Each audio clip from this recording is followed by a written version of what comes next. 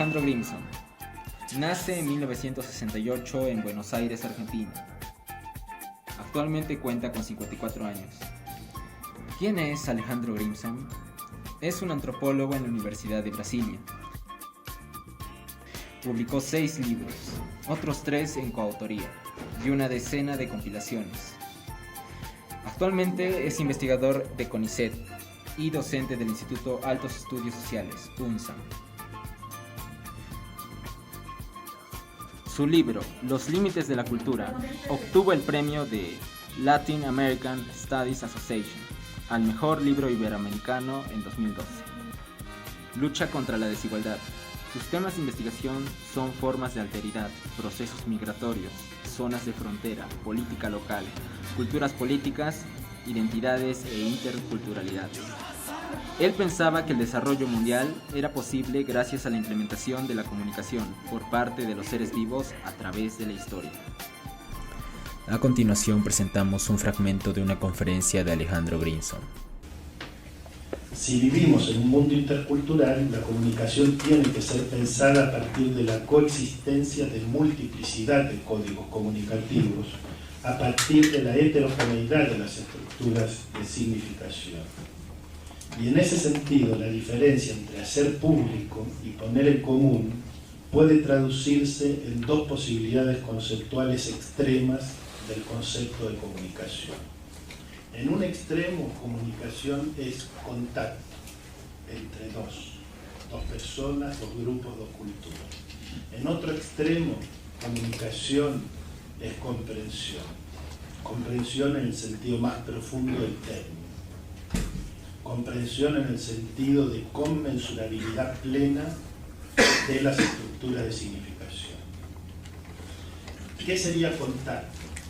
Si ponemos en un escenario a 2 personas que no conocen la lengua del otro, que no entienden la gestualidad del otro, que solamente pueden interactuar en el plano de los significantes, pero sin comprender absolutamente ningún significado, estaríamos en la situación del contacto.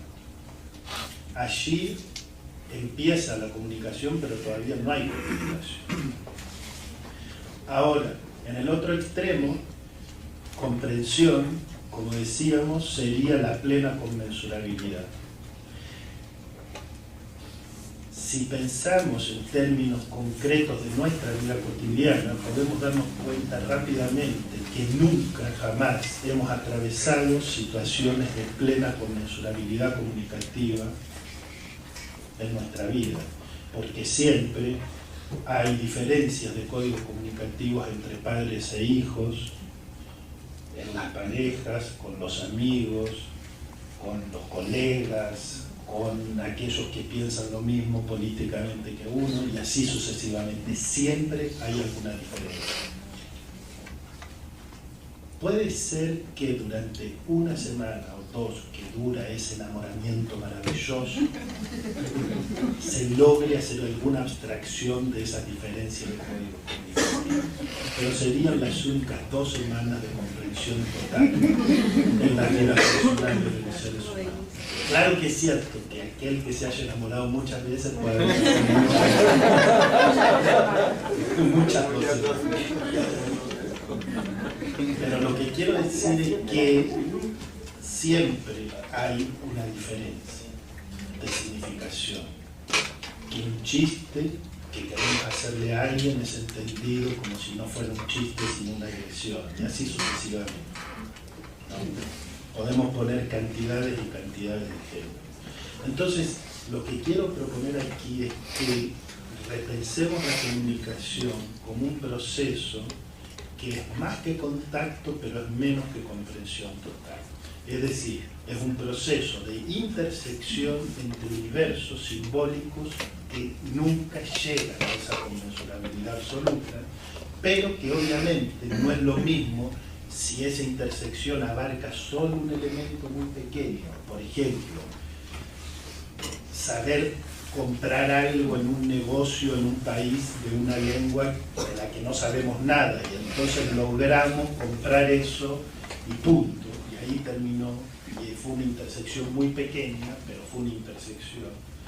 que es muy distinto obviamente que intersecciones que se acercan a la comprensión.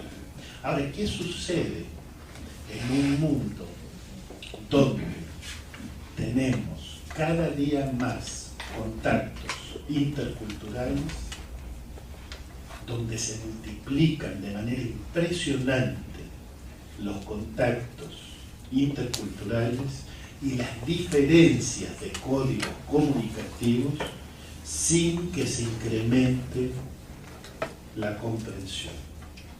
Nosotros vivimos en un mundo intercultural donde se incrementa el contacto sin que se incremente la comprensión. Y eso es una fuente de generación de incertidumbre, de temor. ¿Por qué? Porque yo puedo saber cómo se va a comportar una persona si la conozco. Puedo prever. Es más, puedo equivocarme, pero desarrollará alguna conducta culturalmente previsible para mí. Pero cuando yo no comprendo al otro, cuando no entiendo la razón por la cual desarrolla ciertas prácticas, cuando no entiendo el significado de ciertos rituales, de ciertas creencias, de ciertas fórmulas, entonces se me acercan, se me tornan presentes una enorme cantidad de formas de actuar y de vivir que yo no comprendo. Entro en contacto con una cantidad enorme de multiplicidades culturales que no alcanzo a comprender.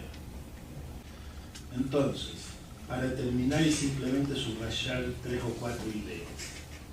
Por una parte, el problema más importante no tenemos que pensarlo más como cambio cultural versus conservación cultural. Tenemos que pensarlo como imposición desde afuera y desde arriba versus agenciamiento y empoderamiento de los actores locales.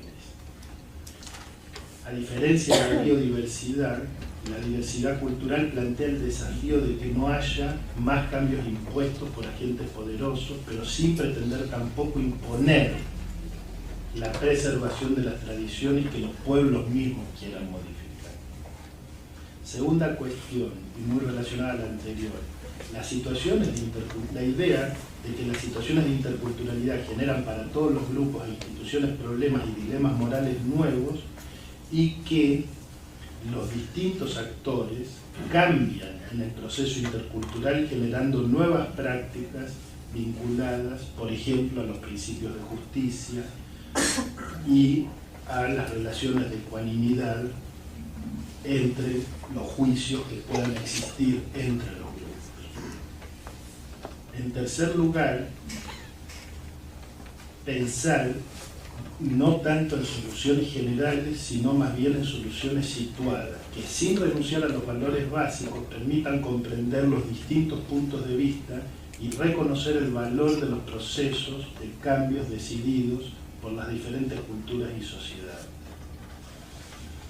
Otro punto importante es la renuncia, digamos, al racismo invertido, ¿no es cierto? Y a cualquier forma de fundamentalismo, porque justamente la necesidad hoy es a pensar la relación entre heterogeneidad cultural y democracia, entre heterogeneidad cultural y respeto a las distintas maneras, saliendo de los tradicionales maniqueísmos hegemónicos, sin socavarlos pretendiendo invertirlos, sino planteándolos en otros términos.